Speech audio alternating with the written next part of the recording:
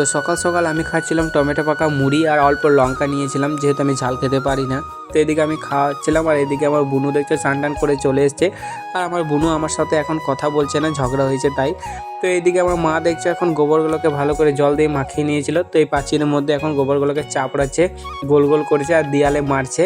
এগুলো এখন ঘুটে হবে শুকিয়ে।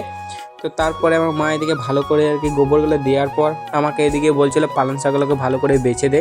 তো এইদিকে আমি পালং শাকগুলোকে ভালো করে বাছছিলাম আর আমাকে একটু বলে বলে দিচ্ছিল। তো পালং শাক বাছা শেষ হওয়ার পর আমাকে বলছিল বেগুনগুলোও কেটে দে। তো এইদিকে আমি এখন তারপরে বেগুনও কাটছিলাম। তো এদিকে আমার মা আমাকে বলে বলে দিচ্ছিল। তো বেগুন কাটা আমার এদিকে শেষ হয়ে গিয়েছিলো। তারপরে চলে এসেছিলো বাবু কাজে থেকে। তো এই হচ্ছে আমার বাবু কাজে থেকে চলে এসছে আর আমি এখন চলে যাচ্ছি দোকানে, যেহেতু বুনু মুড়ি খাবে সেই জন্য গুড় আনতে যাচ্ছি। তো তারপরে দাদুর দোকানে চলে এলাম আর এইদিকে দেখছি আমি গুড়ও নিয়ে নিয়েছিলাম। তারপর বাড়ি এসে বুনুকে দিয়ে দিলাম। তো আজকে ছিল এইটুকু ভিডিও, চলো বাই টাটা।